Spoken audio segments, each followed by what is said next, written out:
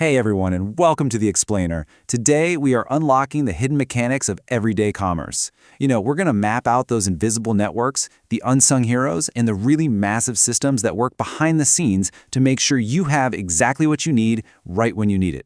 So let's just jump right in. Have you ever thought about what would actually happen if there were no markets?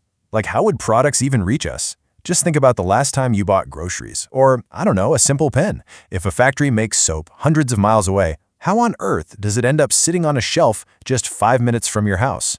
Are middlemen actually useful, or do they just unnecessarily drive up prices? Well, let's find out. Okay, let's dive into this.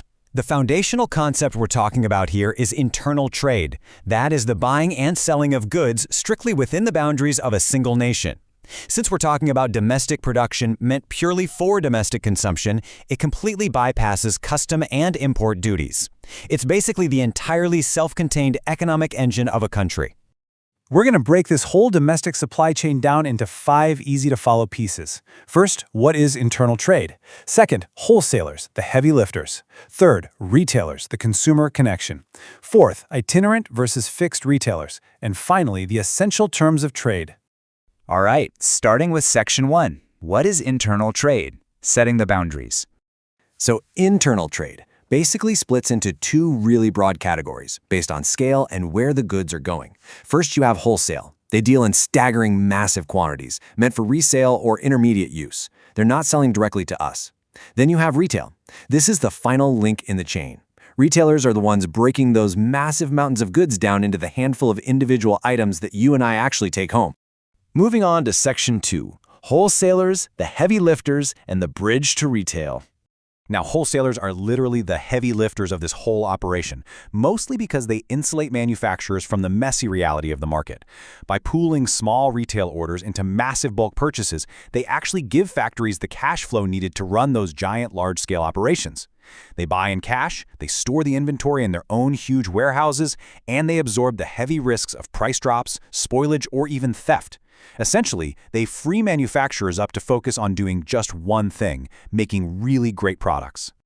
But hey, wholesalers aren't just serving the big factories. They are absolutely crucial as the financial backbone for your local shops too. Because wholesalers grant credit and break down those massive, intimidating shipments, a local shop owner can actually run their business with very little working capital. The wholesaler acts as this giant buffer. They absorb the risk of holding obsolete inventory so the local retailer can buy exactly what they need just for their shelves. It's a huge lifeline. Okay, Section 3. Retailers, the consumer connection. This is the final stage. So retailers are really the vital boots on the ground for the entire supply chain. They provide the kind of geographical reach that factories just can't achieve on their own. By handling all that face-to-face personal selling, retailers free up the big players upstream. And honestly, more importantly, they act as intelligence gatherers. They are out there collecting critical data on consumer tastes and feeding it right back up the chain to the manufacturers. It's an incredible feedback loop. Now, what's really interesting about this is how retailers fundamentally improve our standard of living. They take this abstract, faraway supply chain and turn it into ultimate convenience for us.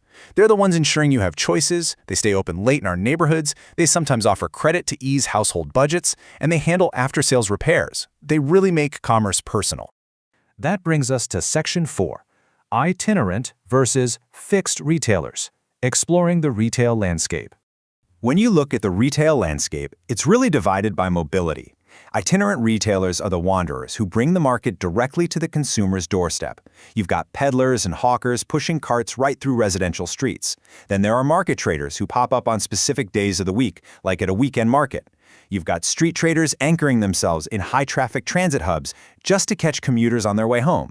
And finally, cheapjacks, who set up temporary shops, staying literally only as long as the neighborhood demand lasts, before they pack up the whole shebang and move on.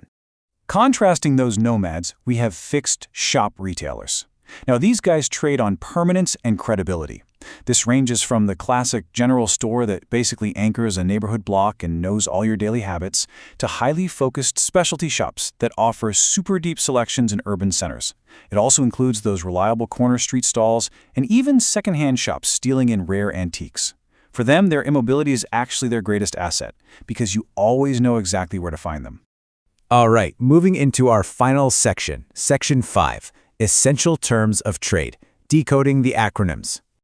Behind the scenes, business transactions can sometimes look like alphabet soup, but these are really just standardized rules of the game that keep trade flowing smoothly.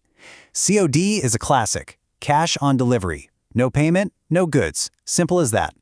FOB, or free on board, means the seller covers all expenses right up until the goods are actually loaded onto the ship or train. CIF means the price you're paying covers cost, insurance, and freight all the way to the final destination. And ENOE? That's the safety net.